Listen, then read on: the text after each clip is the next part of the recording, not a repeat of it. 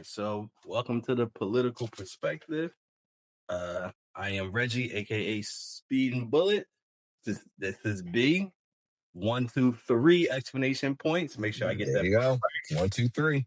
right. And if you are not political, then you do not have a perspective. So obviously, we had a lot of time in between the last time we talked. B. I did put out my kind of weekly Trump tracker that I'm working on. Yes, Yeah, yes. which um was a bit labor intensive, but I think it's kind of important to kind of track these things. So what I think I'm going to do is probably do something like that weekly. Just to kind of have everything in this encompassed and actually to have some visuals so people can look up the different articles and kind of come up with their own conclusion on some of the information that we talk about. First thing I want to talk about is just the air quote war on drugs in the Caribbean and the blowing up of boats has evolved into now seizing oil tankers. So the Trump administration is in some hot water for some suspected, or what people suspect as being some war crimes. And this happened on the very first boat strike on a boat traveling from Venezuela being shot out of the ocean. And Mhm. there are rules of engagement that the military has to follow, where if a boat is struck and there are survivors, then we're supposed to, just in a humane way, capture those people, bring them to safety because they have survived the initial attack. And that's pretty across the board, through the Geneva Convention. It's something that we have to that you know we have soldiers out here in the sea also, and we will want that type of humane treatment of our Yes. military officers. So Trump administration has had to answer just questions about how that happened, and they have pretty much doubled down on their reasoning, that these people that were on this boat were a part of a kill list, and they were instructed to kill everyone on the boat. Wow. And I think it gives you an idea of how the United States kind of justifies just outwardly just killing people. You just Mhm. put someone on a list, and we can just kill them, Mhm. or we can make up things about who they are, call them narco terrorists, which is not even really a real term. You know, Mhm. terrorist is someone that uses violence in order to push a political narrative. That's what a terrorist is. That's always been the traditional Yeah. definition of a terrorist. So to call someone a narco terrorist is just like you're just playing loose with words by using that to just kill people. What that has evolved into is now the United States has seized an oil tanker. And B, you mentioned a lot of these decisions that this administration does has to do with money. It has to do with access to money and putting people in places can that can create and maintain that access to money. And Mhm. everyone should know by now that Venezuela has the largest oil reserves on earth. Yes. And there has been conversations about this is not about drugs. These drugs are not coming to the United States, not on a speedboat that you would use to water ski. Like, these boats are not traveling thousands of miles to the United States. Like, it's not even logical with Yeah. these small boats. But now that they have seized an oil tanker, that gives you more of an indication on what the reasoning is behind some of these attacks. So the Venezuela government has, called this straight up piracy, and Mhm. the United States, the administration has not given any reason why they have seized this tanker. Um, Mhm. and uh, it's problematic because it looks like we're going to be probably at war with Venezuela very soon. Um, Mhm. because I mean, if you are Venezuela, you are a country. Are you going to just let the United States just seize your product that's coming, from your country? So I mean, that's something that we have to stay tuned and Real quick, and am I off? And maybe I'm wrong. Didn't he just, well, not just, but wasn't he at the White House with the Venezuelan president not too long ago? You saying was Or the maybe, Venezuela president at the White House? yeah. No, Or no. was he was meeting with somebody, some leader from Venezuela. Am I off? Maybe I'm thinking of somebody else. Yeah, I don't. I mean, and the only reason why I'm saying I doubt it is because I believe that there's an arrest warrant out for the president. Okay, so maybe it wasn't him. Yeah, so Sorry I don't about that. think he could, he could. But there is. So what's interesting is Venezuela's opposition leader. She won the Nobel Prize this year, and she's someone that has, and I don't think no one feels like Venezuela is, this great utopian country. There's a lot of human rights violations in Venezuela. Venezuela is the cause of a lot of migration and immigration because people are leaving Venezuela. Because it's not a stable country, doesn't have a stable economy. But the fact that the United States continuously thinks that we should be meddling into other countries' problems or other countries' affairs, uh, we've seen how this happens. I mean, we've seen how this ends. These countries are displaced, their populations are destroyed, their natural resources are ransacked, and these countries are normally not better after the United States comes over there and just starts trashing their country. And if you think that there's migration and immigration and forced immigration throughout Central America and South America, what's going to happen if there's a war in Venezuela and we start bombing their cities? Their people got to have somewhere to go, and the Yeah. people are not the government. And what do you do with those folks? So it's kind of like a horrible situation that we got to kind of stay tuned because it does look like we will be at war pretty soon. The next thing I want to talk about is, Trump has paused all immigration for 19 countries. This kind of happened after the National Guard, the two National Guard troops were shot in D.C. So Mm-hmm. Trump, as Trump always does, he goes the bigoted, racist route every single time. Every single time. But all visas and applications have been stopped from these 19 countries. Of course, none of these countries are European countries.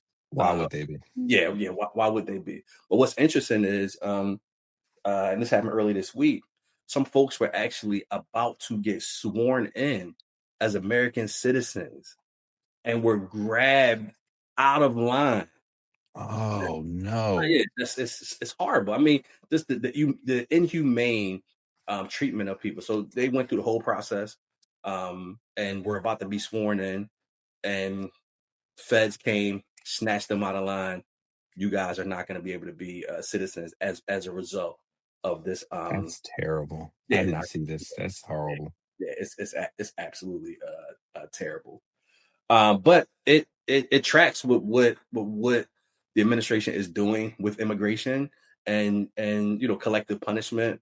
This person was Afghan national, and to put that, and it's funny we just talked about this about uh, some of the behaviors of black people, right?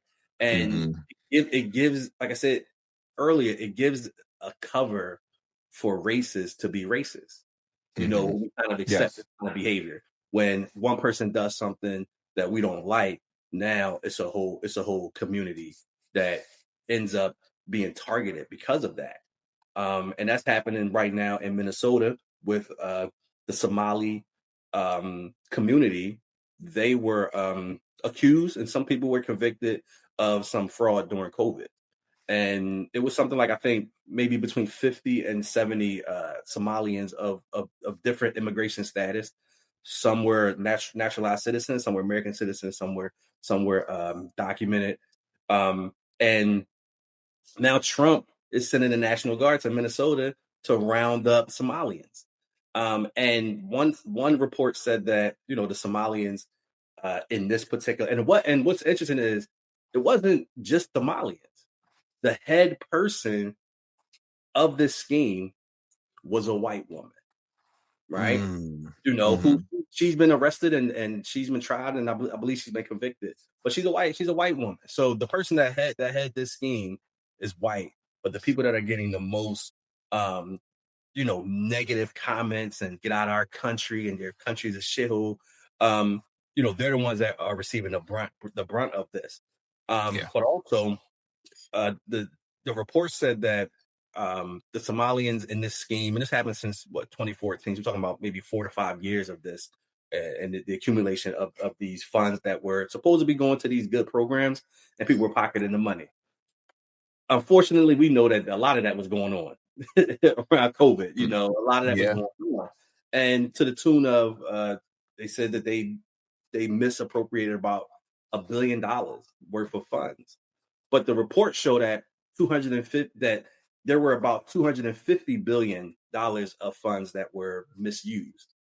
So 1 billion versus 250 billion, and we can all make a very assumption of who handled the majority of that $250 billion. Yeah. And a lot of it was not just poor people. A lot of it was people that had money. Their businesses. They Yeah. filed.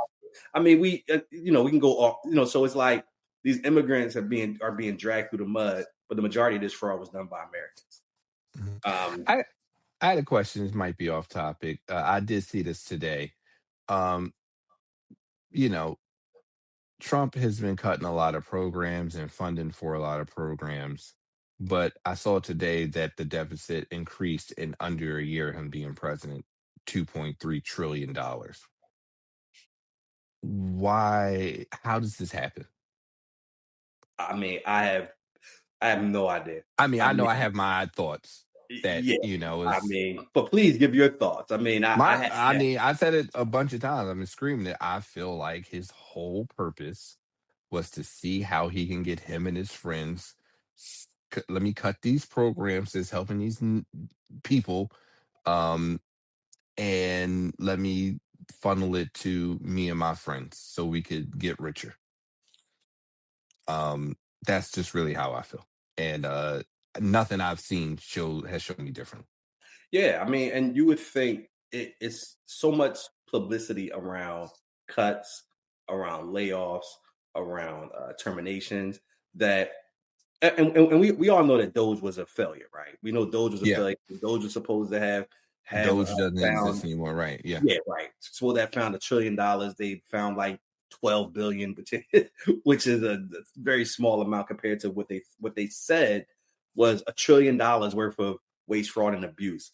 It it really shows me what history has shown about Republican administrations.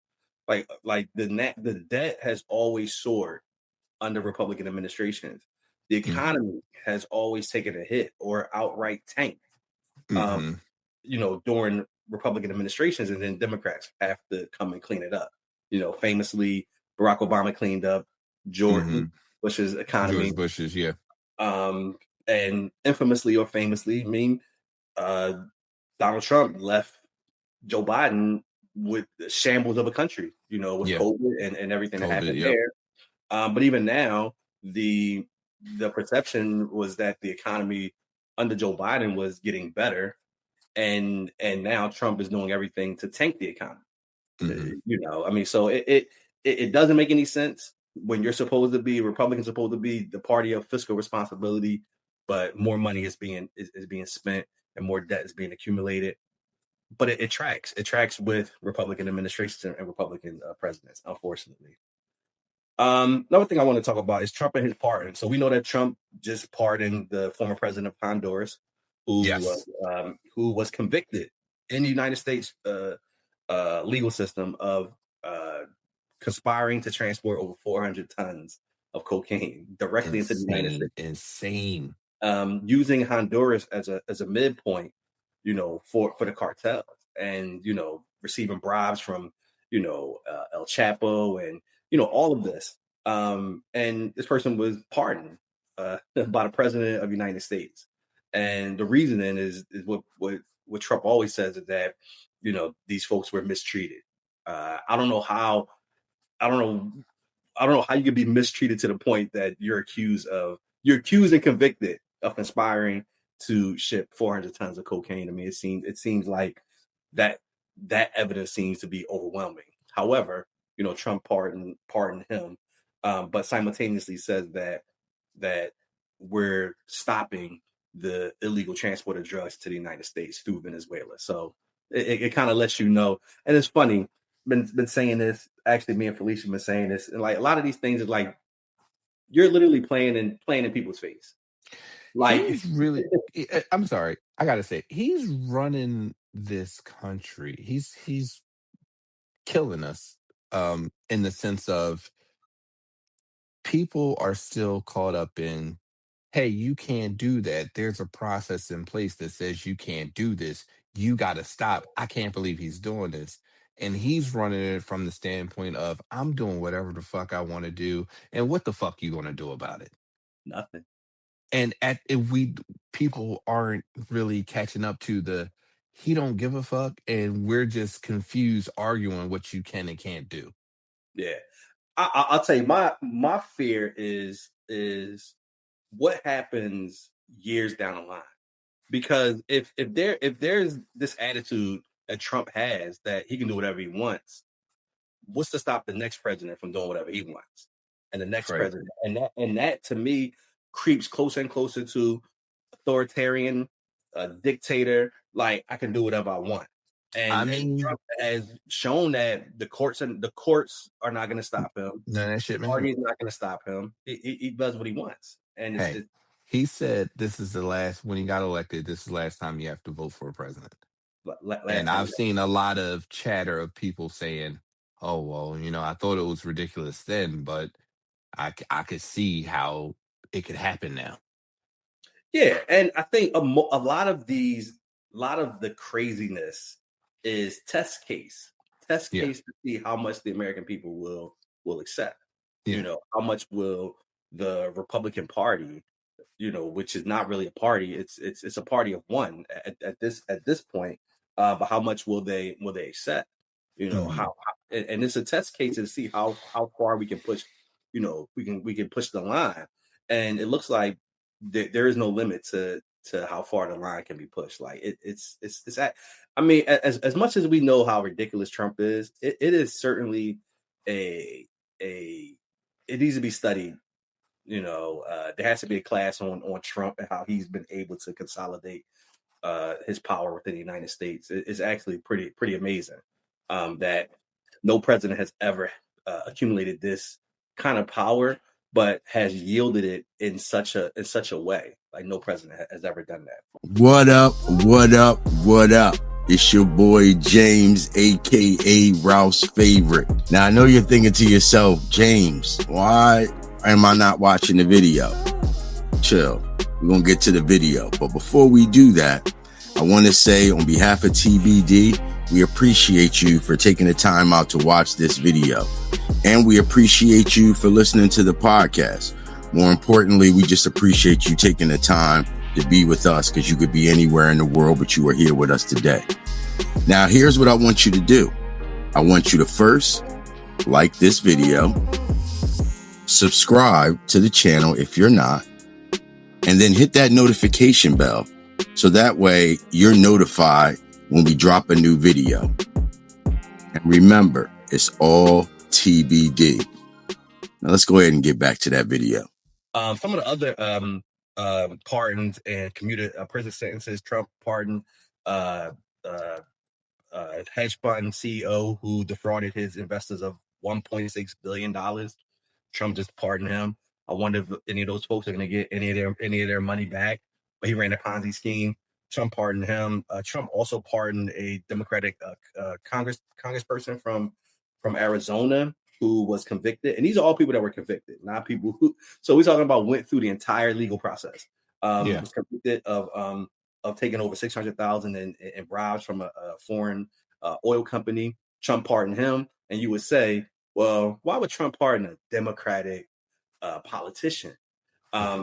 So Trump must have been under the impression that this person was now going to be Republican, Flip, because right. and the person, and this is kind of, it's almost like the audacity of like politician, so he immediately is running for office. How you get out of jail and you immediately running for office?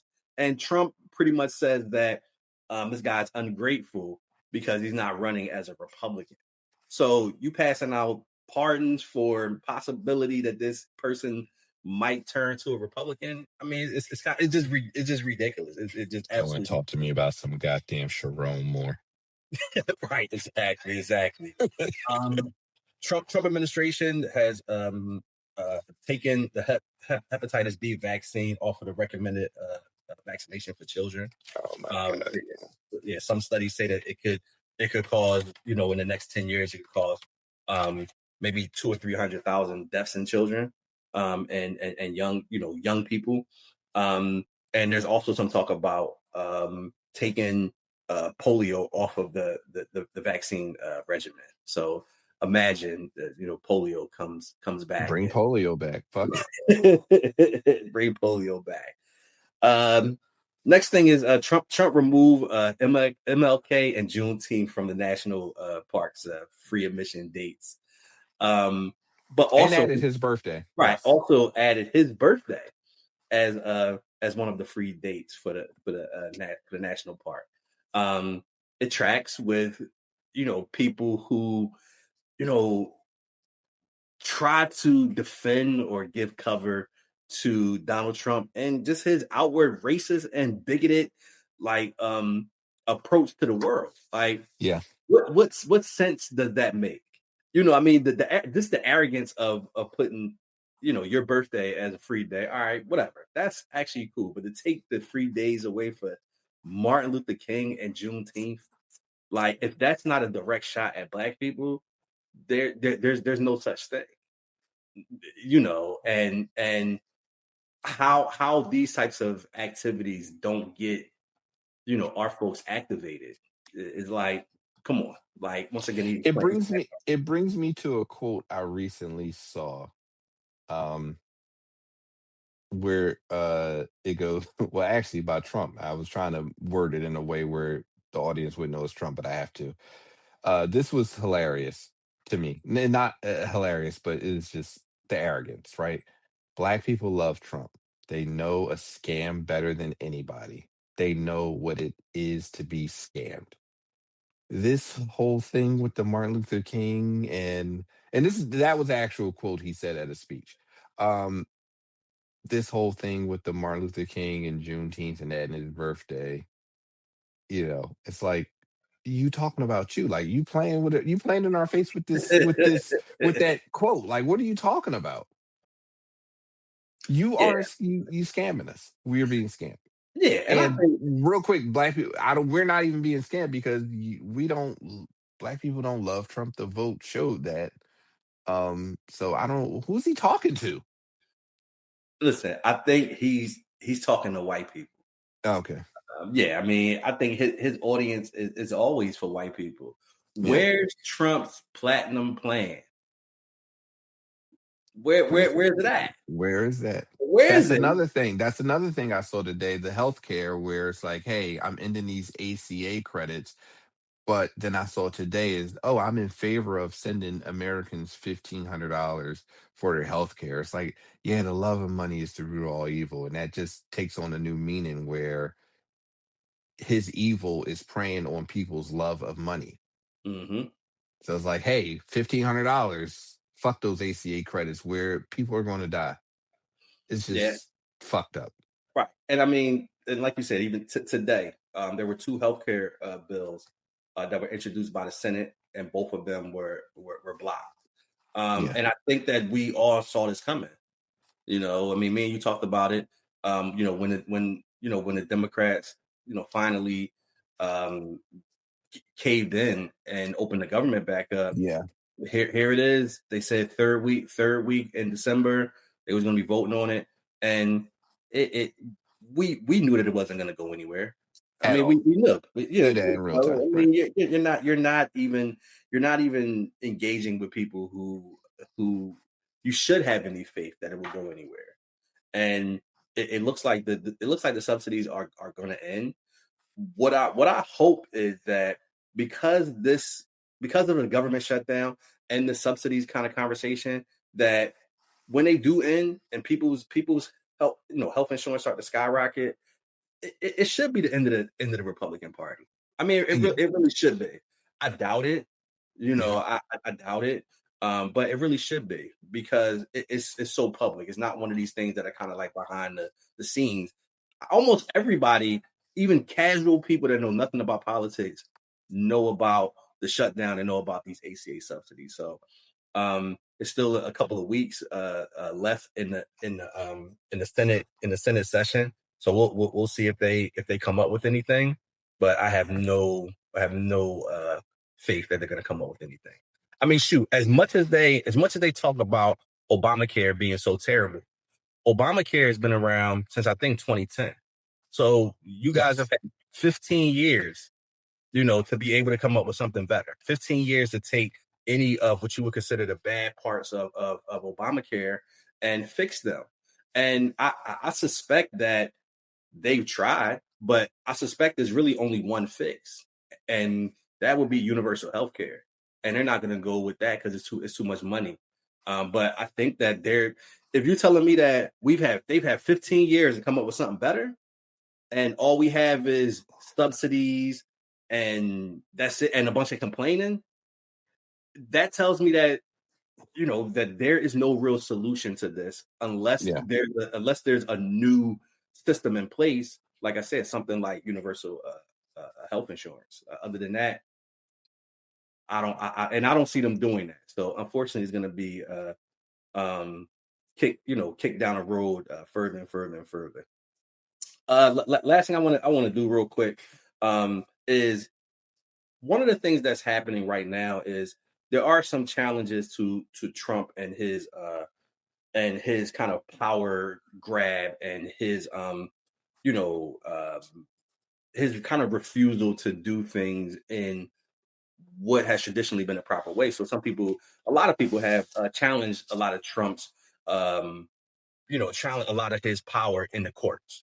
So there were some court rulings this week where a judge has limited Trump's ability to arrest immigrants without actual physical warrants.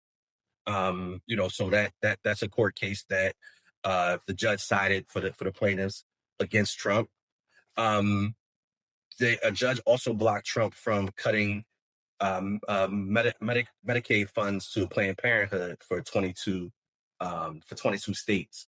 So Trump attempted to cut Planned Parenthood for all of these states, and a judge has blocked that order. A judge did allow Trump to keep the National Guard in Washington D.C. So that was another order that was disputed in court. And the last thing, a judge has blocked 250, small number, but 250 layoffs of government workers that Trump recently attempted to lay off.